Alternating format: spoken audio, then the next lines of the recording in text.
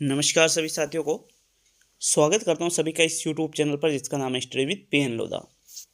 साथियों, रीट एग्ज़ाम 2022 के लिए हिंदी की टेस्ट सीरीज जो चल रही है उसमें टेस्ट नंबर 7 आज आपके लिए लेकर आया हूं।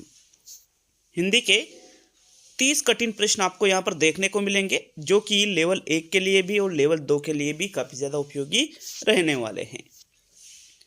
कोशिश रहेगी आपकी कि कम से कम 30 में से 25 क्वेश्चन आपके राइट हो, तो बिल्कुल आप अच्छी लाइन पे जा रहे हो अभी वर्तमान में, और धीरे धीरे इसी प्रकार से आप अपनी तैयारी जारी रखिए। तो देखिएगा, वीडियो को शुरू करते हैं। पहला प्रश्न देखेंगे।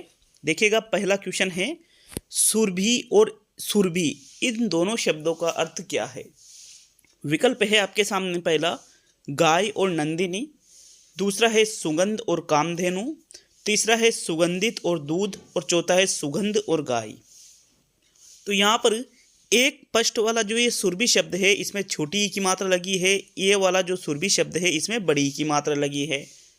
इन दोनों का आपको अर्थ बताना है। बताइएगा कौन सा विकल्प आपका इस क्वेश्चन में सही रहेगा। तो चलिए देख लेते हैं कि भाई इसका सही आंसर क्या है। साथियों, पहला जो क्वेश्चन है इसका सही उत्तर है, इस सुरभि का मतलब तो सुगंध होता है। क्या होता है? सुगंध होता है। मतलब यहाँ पर तीसरा, दूसरा, चौथा कोई सा भी विकल्प सही हो सकता है, लेकिन बाद वाला जो ये सुरभि शब्द है इसका अर्थ होता है गाय। क्या होता है? गाय होता है, दूध नहीं होता है, तो ये विकल्प भी गलत हो गया। कामधेनु भी नहीं है साथियों, ठीक है। यहाँ ओनली चौथा विकल्प ही आपका पहले क्वेश्चन में सही है। नेक्स्ट आते हैं अब दूसरे प्रश्न पर। आपके दूसरा क्वेश्चन देख लेते हैं, प्रश्न संख्या 2। ये देखिएगा दूसरे क्वेश्चन को। एक बात और मैं आपको बता दूं कि रीट एग्ज़ाम 2021 के संबंध में जो चर्चाएं चल रही है, रीट एग्ज़ाम 2021 के संबंध में, उसके संबंध में भी मैंने अलग से वीडियो नहीं बनाया है। इसी वीडियो में आपको बता रहा हूँ साथियों कि रीट एग्ज़ाम 2021 कई सारे परीक्षार्थियों का सवाल है कि जिस तरह से सारी चीज़ें हमारे सामने निकल कर आई है, तो उससे कई लोगों के माइंड में आ रहा है कि क्या रीट एग्ज़ाम 2021 है वो रद्द होगा। तो ऐसा कुछ भी नहीं है, रद्द नहीं होगा साथियों। आप कहोगे कि आप ऐसा कैसे बोल सकते हो, तो आप समझ सकते हो। हाँ बिल्कुल, पेपर लीक हुआ है। अच्छी तरह से इस चीज़ की अच्छी तरह से कार्रवाई करके जो दोषी लोग हैं उनको सज़ा मिलनी भी चाहिए। लेकिन साथियों, कई सारे स्टूडेंट हैं जो पिछले 2 सालों से बहुत ही ज़्यादा अच्छी तैयारी कर रहे थे, बाहर रहकर तैयारी कर रहे थे। तो कम से कम अगर 1 लाख स्टूडेंट होंगे जिन्होंने बाहर रहकर अच्छी तैयारी की है, दिन रात मेहनत की है और उनके अच्छे नंबर भी आ रहे हैं। हालांकि 1 लाख का सिलेक्शन तो होगा नहीं, लेकिन लगभग क्यों मानो आप 25,000 स्टूडेंट भी ऐसे जो पूर्णतः मेहनत से लगने वाले हैं। तो साथियों, कहीं ना कहीं उनके साथ ये नाइंसाफ़ी जरूर होगी। अब आपके सामने भी एक ये चीज़ है कि रीट एग्ज़ाम 2022 की भी घोषणा कर रखी है। तो खैर वो तो ये एग्ज़ाम करवाएंगे भी या कब करवाएंगे वो अलग चीज़ है, लेकिन जहाँ तक है कि भाई अच्छी कार्रवाई करके और जो दोषी है उनको सज़ा मिले। एग्ज़ाम रद्द करना ये कोई सोल्यूशन नहीं है। 4 महीने बीत चुके हैं साथियों। 4 महीने आप समझते हो, एग्ज़ाम रद्द उसी टाइम पे होना चाहिए था। अब आप एग्ज़ाम रद्द करोगे, 4 महीने से जिनके अच्छे नंबर आ रहे हैं उन्होंने तो पढ़ाई बंद कर दी है। यूँ मान लो आप वो तो श्योर हो चुके हैं कि भाई हमारा सिलेक्शन इस भर्ती में हो जाएगा। लेकिन अब वापस से तैयारी करना, वापस से उसी चीज़ को पढ़ना, अच्छे नंबर लाने के बावजूद फिर से आप उतनी मेहनत नहीं कर पाओगे। मुझे पता है जिनके अच्छे नंबर है वो तो अंदर से टूट जाएंगे इस चीज़ में। इसलिए आप मेरी एक बात को समझिएगा कि मैं उन स्टूडेंट के साथ खड़ा हूँ जिन्होंने मेहनत की, जिनके अच्छे नंबर आए और जिनका हक है नौकरी लगने का। लेकिन साथियों, जिन्होंने गड़बड़ी करके अच्छे नंबर लाए हैं, जो उनको अच्छी तरह से जांच करके उनको इस भर्ती से बाहर निकाल देना चाहिए। तो यही इसका सोल्यूशन है। एग्ज़ाम रद्द होना गलत चीज़ है, क्योंकि रद्द होने का प्रभाव आप भी समझ सकते हो साथियों, आप समझ सकते हो। और मेरे हिसाब से एग्ज़ाम रद्द नहीं होगा, ठीक है। बुरा लगा हो, कोई मेरी बात बुरी लगी हो, तो इसके लिए मैं आप सभी से माफ़ी मांगता हूँ। हम आगे टेस्ट की ओर बढ़ते हैं। प्रश्न संख्या 2 देखेंगे। तो देखो, प्रश्न संख्या 2 है, किस वाक्य में क्रिया वर्तमान काल में हुई है। उसने पल खा लिए, मैंने तुम्हारा पत्र पढ़ा था, अचानक बिजली कौंध उठी और गीता विद्यालय जाती है। देखो, वर्तमान काल में भी भेद होते हैं, लेकिन यहाँ पर भेद के बारे में नहीं पूछा है। तो फिर आपको ये देखना है कि ओनली वर्तमान काल की बात की जा रही है यहाँ पर। अब देखो, उसने फल खा लिए मतलब कार्य पूर्ण हो गया है, और जहाँ कार्य पूर्ण हो जाता है साथियों, वो होता है भूतकाल। क्या होता है वो? भूतकाल होता है। तो ये आपका आंसर नहीं होगा। फिर मैंने तुम्हारा पत्र पढ़ा था। पत्र पढ़ा था मतलब यहाँ पर भी क्रिया पूर्ण हो चुकी है, और मैंने अभी आपसे क्या कहा था कि जहाँ पर क्रिया पूर्ण हो जाती है वो भूतकाल में चला जाता है। तो ये भी आपका आंसर नहीं होगा। तीसरा विकल्प है अचानक बिजली कौंध उठी। कौंध उठी मतलब यहाँ पर बिजली कौंध उठी, यहाँ पर भी क्रिया पूर्ण हो चुकी है, तो ये भी भूतकाल का ही उदाहरण है। लेकिन गीता विद्यालय जाती है, गई थी या जा रही थी ऐसा नहीं है, या पहुंच गई ऐसा नहीं, जाती है मतलब वो जैसे कल भी जाती थी आज भी जाती है, वो जाती है मतलब क्रिया वर्तमान में चल रही है साथियों। तो जहां पर क्रिया वर्तमान में चल रही होती है वो कहलाता है वर्तमान काल। मतलब आपका चौथा विकल्प यहाँ पर प्रश्न नंबर 2 में सही रहेगा। नेक्स्ट आते हैं प्रश्न नंबर 3 पर। तो तीसरा क्वेश्चन, कानी के ब्याह में सो झगड़े, इस कहावत का अर्थ है बाधा पर बाधा आते जाना, बहुत बड़ी बाधा उत्पन्न होना, कानी के विवाह में परेशानी होना और भाग्यहीन व्यक्ति होना। तो भाई कानी के ब्याह में सो झगड़े, यहाँ पर जैसा कि इस लाइन से ही हमको पता चल रहा है कि भाई पहला तो उसमें एक दोष है कानी, मतलब एक आंख से काना होना, वो वाली चीज़, और उसके बाद में उसकी शादी होने में दिक्कत आ रही है, और शादी भी हो रही है तो वहाँ पर भी झगड़े। मतलब एक तरह से हम यूँ कह सकते हैं भाग्यहीन व्यक्ति होना नहीं होगा, कानी के विवाह में परेशानी होना नहीं होगा, बहुत बड़ी बाधा उत्पन्न नहीं, बल्कि बाधा पर बाधा आते जाना। बाधा पर बाधा आते जाना मतलब एक बाधा पूरी नहीं हुई थी और सही उसका समाधान नहीं हुआ, उसके पहले दूसरी समस्या आ गई, तो ये वाली चीज़ है। पहला विकल्प ही सही रहेगा प्रश्न 3 में। नेक्स्ट प्रश्न नंबर 4 पे आएंगे साथियों। चौथा क्वेश्चन है मिश्र वाक्य का उदाहरण नहीं है। उसने कहा कि मैं निर्दोष हूँ, जो लड़का गाता है वह आ रहा है, यह कच्चा आम है इसलिए खट्टा है, और बादल खूब गरजे किंतु वर्षा नहीं हुई। देखो यहाँ पर की से अगर वाक्य जुड़ा है तो आपको हमेशा याद रखना है संज्ञा आश्रित मिश्र वाक्य होता है। तो मिश्र वाक्य का उदाहरण है जो लड़का गाता है वह आ रहा है, जो, जिसे, जिसने, जिससे। तो ऐसे शब्दों से यदि वाक्य की शुरुआत हो रही है और दूसरा वाक्य उस पर आश्रित हो तो वो भी मिश्र वाक्य ही कहलाता है। 2 विकल्प है साथियों, इनमें से जो मिश्र वाक्य नहीं है वो रहेगा बादल खूब गरजे किंतु वर्षा नहीं हुई। ये वाला जो उदाहरण है ये मिश्र वाक्य का उदाहरण न होकर के ये संयुक्त वाक्य का उदाहरण है। विकल्प नंबर आपका 4 ही सही रहेगा साथियों प्रश्न नंबर 4 में। नेक्स्ट प्रश्न संख्या 5 पे आएंगे। तो पांचवा प्रश्न, आदर शब्द से विशेषण बनेगा आदरकारी, आदरपूर्वक, आदरणीय और इनमें से सभी। तो यहाँ पर आदर जो शब्द है इससे आपको विशेषण बनाना है साथियों। आदर शब्द से जो विशेषण बनेगा वो होगा आदरणीय। क्या बनेगा? आदरणीय शब्द जो है ये आदर शब्द से विशेषण बनेगा। इंपॉर्टेंट है शब्द, याद रखिएगा इसको भी, ठीक है। नेक्स्ट प्रश्न नंबर 6 पे आते हैं। तो चलिए छठा प्रश्न देखिएगा, सफल वही होता है जो निरंतर अपने लक्ष्य की प्राप्ति के लिए प्रयासरत रहता है। छोटी छोटी चीजें, छोटे छोटे ये जो टेस्ट है निश्चित रूप से आपको सफलता दिलाएंगे साथियों। प्रश्न संख्या 6 है, दयाद्र शब्द में प्रयुक्त समास है कर्म तत्पुरुष, करण तत्पुरुष, संप्रदान तत्पुरुष और संबंध तत्पुरुष। तो दयाद्र, दयाद्र का जो समास विग्रह होगा दया से आद्र। तो साथियों यहाँ पर से कर्ता ने कर्म को करण से, यहाँ पर करण तत्पुरुष समास का उदाहरण है। छठे क्वेश्चन में आपके दूसरा विकल्प सही रहेगा। नेक्स्ट आगे बढ़ेंगे प्रश्न संख्या 7 पर। तो चलिए 7वां प्रश्न देखेंगे। निम्न में से किसकी संधि सही नहीं हो रही है? दीन प्लस अनाथ, दीनानाथ, अप प्लस अंग, अपंग, मूसल प्लस धार, मूसलाधार, लकड़ी प्लस हारा, लकड़हारा। तो देखो यहाँ पर फिर आपको ये संधि में कुछ अपवाद आप कह सकते हो, या फिर यूँ कह सकते हो विशिष्ट नियम भी होते हैं कुछ संधि के, तो उनके आधार पर ये शब्द है चारों ही। देखो लकड़ी प्लस हारा, लकड़हारा शब्द जो है वो लकड़ी प्लस हारा से बना है, उसको हम कहते हैं लकड़हारा। मूसलाधार जो शब्द है मूसल प्लस धार से बना है साथियों, ये भी यहाँ पर दीर्घ संधि का अपवाद है जो बिल्कुल शुद्ध है। यहाँ अप प्लस अंग, ये भी दीर्घ संधि का अपवाद है, अपंग का संधि विच्छेद अप प्लस अंग ही होता है। लेकिन यहाँ जो चौथा विकल्प आपको दिख रहा है दीन प्लस अनाथ, आपको लग रहा है कि दीन प्लस अ प्लस ऐसे आ हो गया तो ना, दीनानाथ सही है, लेकिन ये गलत है क्योंकि ये भी दीर्घ संधि का अपवाद है और शब्द दीन प्लस नाथ से दीनानाथ शब्द बनता है। विकल्प नंबर आपका 1 सही है प्रश्न नंबर 7 में। नेक्स्ट प्रश्न नंबर 8 पे आते हैं। तो चलिए 8वां क्वेश्चन, यहाँ प्रथम विकल्प सही है।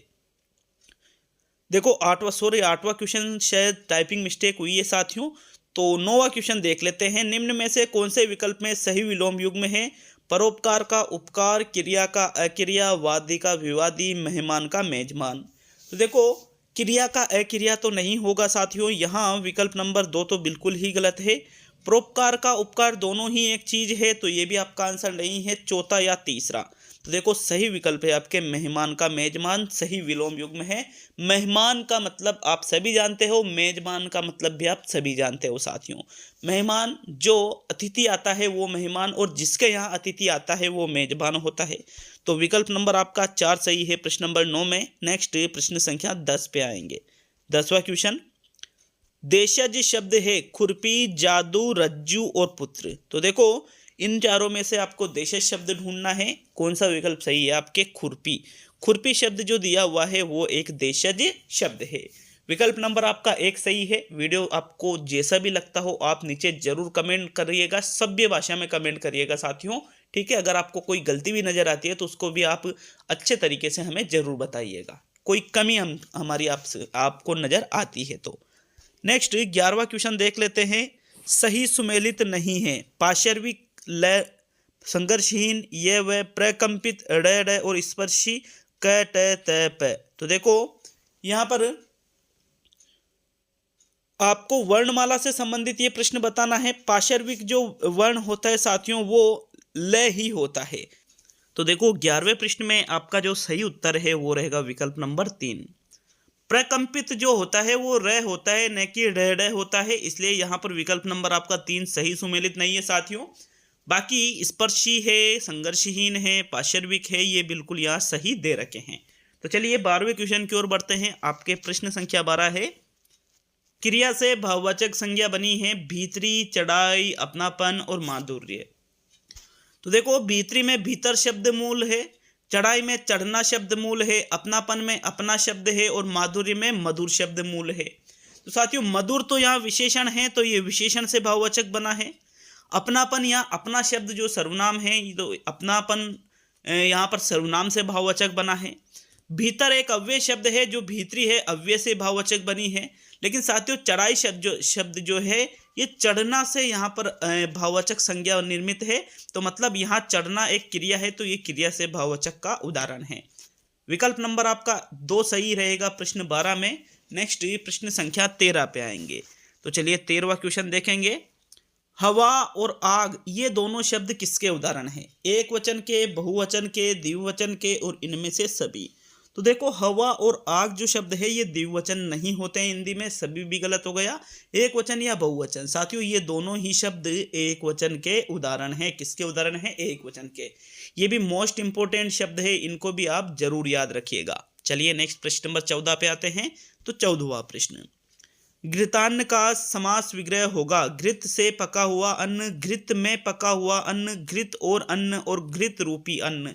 तो देखो यहाँ पर घृतान्न की बात की जा रही है साथियों। घृतान्न का जो समास विग्रह होगा घृत रूपी अन्न नहीं होगा, घृत और अन्न भी नहीं होगा, घृत से नहीं बल्कि घृत में पका हुआ अन्न जो है वो कहलाता है घृतान्न। यहाँ विकल्प नंबर आपका 2 ही सही है साथियों। घृत में अधिकरण में पेपर, अधिकरण तत्पुरुष समास का ये उदाहरण है, ठीक है। विकल्प 2 ही सही है 14वें में। नेक्स्ट प्रश्न संख्या 15 पे आएंगे। तो 15वां प्रश्न, निम्न में से किस विकल्प के उपसर्ग और मूल शब्द सही अलग नहीं हो रहे हैं? अनु प्लस इक्षण अन्वीक्षण, ना प्लस आस्तिक नास्तिक, परि प्लस इच्छा परीक्षा, सम प्लस कल्प संकल्प। तो देखो आपको यहाँ सही बताना है कि उपसर्ग और मूल शब्द जो है ये सही अलग किसमें नहीं हो रहे हैं साथियों। अनु प्लस इक्षण से अन्वीक्षण शब्द बनता है, अनु भी बिल्कुल सही लिखा हुआ है, इक्षण भी बिल्कुल सही लिखा हुआ है, तो ये तो बिल्कुल सही हो रहे हैं। ना प्लस आस्तिक से नास्तिक ही बनता है, ना भी सही है, आस्तिक भी सही है, नास्तिक भी सही है। लेकिन यहाँ परीक्षा की बात की जा रही है। परी बिल्कुल सही है, परीक्षा बिल्कुल सही है, लेकिन साथियों ये जो इच्छा शब्द लिखा हुआ है, ये इच्छा इस प्रकार से लिखा जाता है, तो परी प्लस इच्छा ऐसा होना चाहिए था, लेकिन यहाँ गलत दे रखा है, तो तीसरा विकल्प आपका सही है। प्रश्न नंबर 15 में संकल्प जो है सम प्लस कल्प से ही बना हुआ है। ठीक है, नेक्स्ट आगे बढ़ेंगे प्रश्न नंबर 16 पर। यहाँ थर्ड विकल्प ही आपका सही है। तो चलिए 16वें क्वेश्चन की ओर बढ़ते हैं। आपके प्रश्न नंबर 16, अशुद्ध विलोम युग्म नहीं है। विषाद का शोक, मान का सम्मान, उन्मूलन का रोपण, सामान्य का साधारण। तो मतलब अशुद्ध विलोम युग्म नहीं है, मतलब 3 अशुद्ध है और 1 अशुद्ध नहीं है। तो जो अशुद्ध नहीं है वो आपको देखना था। साथियों विषाद और शोक दोनों एक ही चीज होती है। मान सम्मान दोनों एक ही है, मान सम्मान का अपमान होना चाहिए, ये दोनों भी एक है, तो ये तो अशुद्ध है। सामान्य का साधारण, सामान्य और साधारण भी एक ही होता है, लेकिन उन्मूलन का रोपण ये एक नहीं है बल्कि अशुद्ध नहीं है, ये सही है। तो अशुद्ध विलोम युग्म नहीं है, आपको ये बताना था। तीसरा विकल्प आपका 16वें क्वेश्चन में सही है। नेक्स्ट प्रश्न नंबर 17 पे आते हैं। आपके प्रश्न संख्या 17, आंख में हो स्वर्ग लेकिन पांव धरती पर टिके हो, इसका अर्थ होगा व्यक्ति को जीवन में महत्वाकांक्षी होना चाहिए, लेकिन उतना नहीं कि वो यथार्थ की उपेक्षा कर बैठे।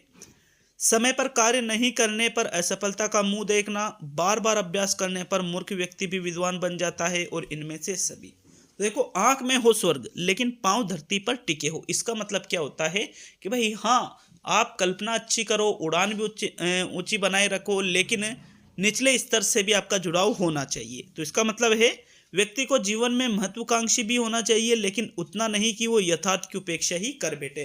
विकल्प एक ही सही है साथियों 17वें क्वेश्चन में। नेक्स्ट प्रश्न संख्या 18 पे आएंगे। तो आपके 18वां क्वेश्चन देख लेते हैं। निम्न में से वैचारिक विषय वस्तु का ज्ञान प्राप्त करने से संबंधित नहीं है। तथ्य व घटनाएं, सामान्य ज्ञान, जीवनी अनुभूतियां और सहस्वर वाचन।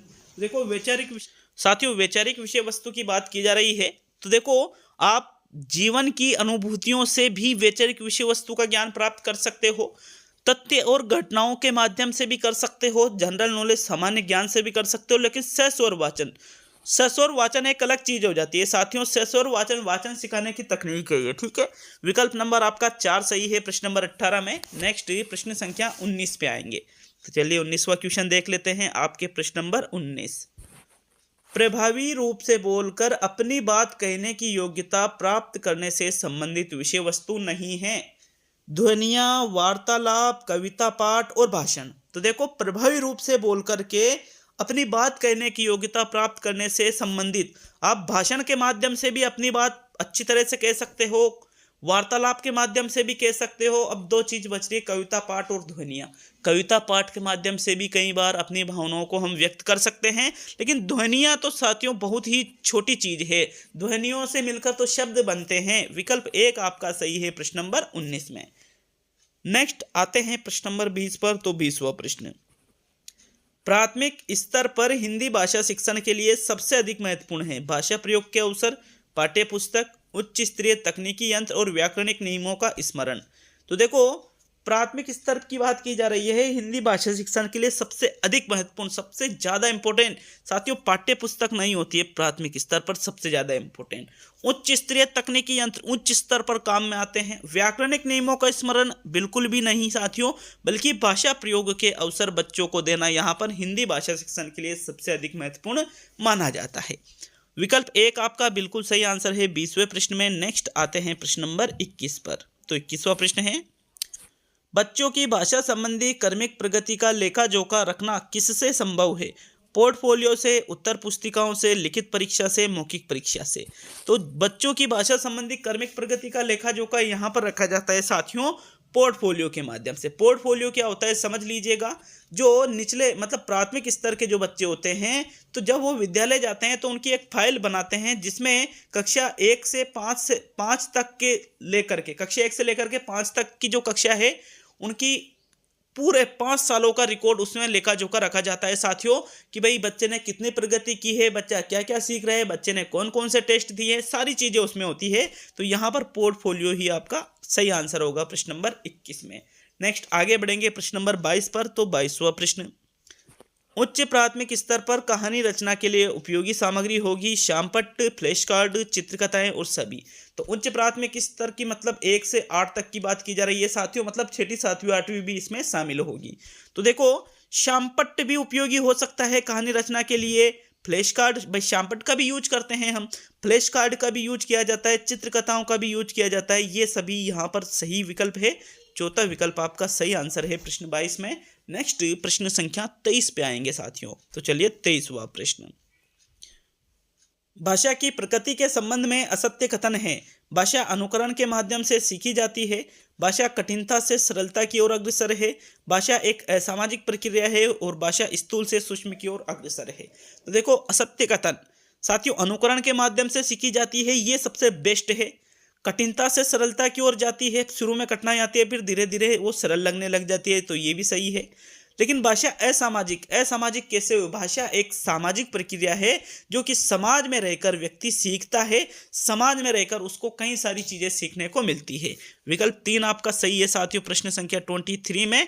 नेक्स्ट प्रश्न संख्या 24 पे आते हैं। तो चलिए 24वां प्रश्न, कौन सा प्रश्न कौशलों के लिए सही नहीं है? प्रश्न पूछने में उत्साहवर्धक तरीकों का प्रयोग करना चाहिए, प्रश्नों को प्रोत्साहन देना चाहिए, हाँ अथवा न उत्तर वाले प्रश्नों की संख्या बढ़ाना चाहिए और सुनने में संवेदनशीलता विकसित करनी चाहिए।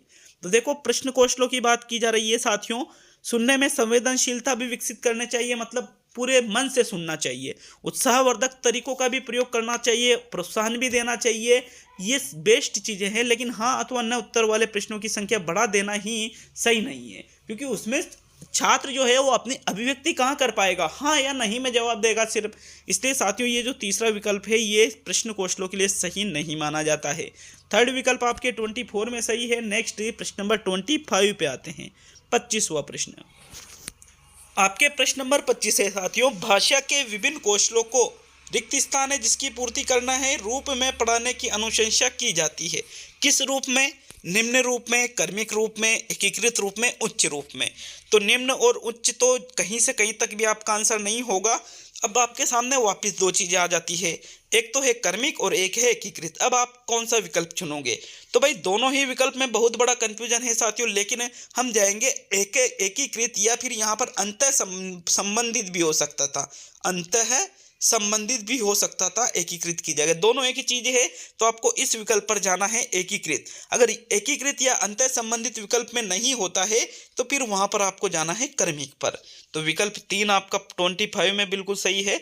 नेक्स्ट प्रश्न संख्या 26 पे आएंगे। 26वां प्रश्न, पढ़ना सीखने के लिए आवश्यक है कि केवल लक्ष्य भाषा सुनने का माहौल हो, घर की भाषा सुनने बोलने को मिले, लक्ष्य भाषा की अर्थपूर्ण और रोचक सामग्री सुनने पढ़ने को मिले, और चार्ट अधिक से अधिक कक्षा में लगाए जाए। तो भाई सबसे ज़्यादा आवश्यक क्या है पढ़ना सीखने के लिए? साथियों सबसे बेस्ट विकल्प को हमको चुनना है। तो सबसे बेस्ट विकल्प आप देख लीजिए एक बार 26वें क्वेश्चन में आपको कौन सा लग रहा है। राइट आंसर है आपके लक्ष्य भाषा की अर्थपूर्ण और रोचक सामग्री सुनने और पढ़ने को मिलेगी, तो हम आसानी से उस चीज को पढ़ना सीख जाते हैं। लक्ष्य भाषा मतलब जिसकी प्राप्ति हम चाहते हैं, अर्थपूर्ण मतलब सही सही चीजें जिनका निश्चित अर्थ होता है, जो सटीक होती है साथियों, वो रोचक, और रोचक सामग्री, रोचक मतलब जिनमें हमारी रुचि भी हो, तो ऐसी चीजें हमें सुनने को मिलेगी, पढ़ने को मिलेगी, तो हम आसानी से उस चीज को हम पढ़ना सीख जाएंगे। तीसरा विकल्प 26 में सही है। नेक्स्ट प्रश्न नंबर 27 पे आते हैं। तो 27वां प्रश्न, शिक्षण की जिस विधि में शिक्षक को अत्यधिक सक्रिय व छात्र अत्यधिक निष्क्रिय रहते हैं उस विधि का नाम होगा। अवलोकन विधि, प्रश्नोत्तर विधि, कहानी विधि, नाटकीकरण। तो भाई प्रश्नोत्तर विधि में अध्यापक प्रश्न पूछता है, छात्र उत्तर बताते हैं, तो इसमें अध्यापक भी सक्रिय है और छात्र भी सक्रिय है, तो यह आपका आंसर नहीं होगा क्योंकि प्रश्न तो कुछ अलग पूछ रहा है। अवलोकन विधि में अध्यापक यहाँ पर क्या करता है, छात्र यहाँ पर कुछ सीखने के लिए क्रिया वगैरह करते हैं, अध्यापक उनका अवलोकन कर रहा है, तो अध्यापक भी सक्रिय है, छात्र भी सक्रिय है, तो ये भी आपका आंसर नहीं है। नाटकीकरण विधि में क्या होता है साथियों, छात्रों के द्वारा जो पात्र होते हैं उनका अभिनय किया जाता है, तो इसमें अध्यापक छात्र सक्रिय रहते हैं, तो ये भी आपका आंसर नहीं होगा। तो फिर सही आंसर कौन सा होगा? कहानी विधि, क्योंकि कहानी विधि में अध्यापक के द्वारा कहानी को सुनाया जाता है और छात्रों के द्वारा कहानी को सुना जाता है। तो जो कहानी सुन रहा है वो है साथियों छात्र, और सुनना वाला तो यहाँ सिर्फ सुन रहा है, तो वो सक्रिय कहाँ है? इसलिए यहाँ पर विकल्प नंबर जो 2 है यही आपका सही आंसर होगा प्रश्न नंबर 27 में। नेक्स्ट प्रश्न नंबर 28 पे आते हैं। तो 28वां प्रश्न, अर्थग्रहण के कौशल के विकास के लिए अधिक उपयोगी है व्याकरण शिक्षण, समाचार वाचन, मौन वाचन और सहस्वर वाचन। तो अर्थग्रहण का मतलब होता है किसी भी चीज को सीखना, उसको अपने अंतर्मन में उतारना, उसको एक तरह से याद करना। तो इसके लिए याद करने वाली चीज है, अंतर्मन में उतारने वाली चीज है साथियों, सबसे बेस्ट क्या होता है? मौन वाचन।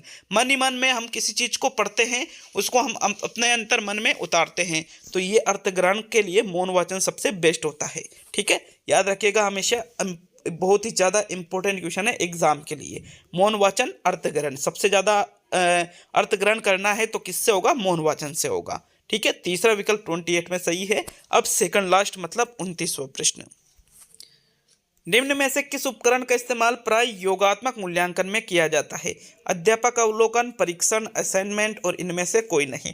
तो कोई नहीं को तो हम सबसे पहले हटा देते हैं। एग्जाम में भी आपको ऐसा ही करना है कि इनमें से कोई नहीं वाला विकल्प आपको हटा देना है। उसके बाद में यहाँ पर देखिएगा, योगात्मक मूल्यांकन का मतलब क्या होता है साथियों? जो वर्ष के अंत में प्रयोग किया जाता है। तो परीक्षण यहाँ पर जो है ये सबसे बेस्ट है, परीक्षण यहाँ पर योगात्मक के अंतर्गत आएगा। अध्यापक अवलोकन यहाँ पर रचनात्मक में आएगा, असाइनमेंट रचनात्मक में आएगा। तो दूसरा विकल्प ही 29वें में सही है। नेक्स्ट अंतिम और 30वां क्वेश्चन। लेकिन वीडियो अच्छा लगे तो वीडियो को एक लाइक जरूर करिएगा और अपने सभी दोस्तों के पास जरूर शेयर करिएगा, जो भी मित्र यहाँ पर रीट शिक्षक भर्ती की तैयारी कर रहा है। तो चलिए 30वां और अंतिम प्रश्न, शिक्षा एक त्रिमुखी प्रक्रिया है, यह कहने वाले कौन थे? जॉन ड्यूवी थे, एडम्स थे, ब्लूम थे और किलपैट्रिक। तो साथियों याद रखना हमेशा, यहाँ पर एडम्स के द्वारा ये कहा गया था शिक्षा एक द्विमुखी प्रक्रिया है, जबकि यहाँ पर जॉन ड्यूवी के द्वारा ये कहा गया था शिक्षा एक त्रिमुखी प्रक्रिया है। तो विकल्प 1 आपका सही हो जाता है 30वें प्रश्न में। ये हिंदी का टेस्ट नंबर 7 पूरा हुआ, कल आपके साइकोलॉजी का टेस्ट आ जाएगा। ठीक है साथियों, इसी प्रकार से आपके पर्यावरण की टेस्ट सीरीज भी मैं बहुत ही जल्द, अब यहाँ पर हो सकता है फरवरी स्टार्टिंग से मैं शुरू कर दूं। आरबीएससी पैटर्न पर पर्यावरण की टेस्ट सीरीज शुरू होगी, एसएसटी की टेस्ट सीरीज आरबीएससी पैटर्न पर शुरू होगी साथियों, लेवल 2 वालों के लिए भी। ठीक है, तो मिलते हैं अब अगले वीडियो में। सभी दोस्तों का बहुत बहुत धन्यवाद।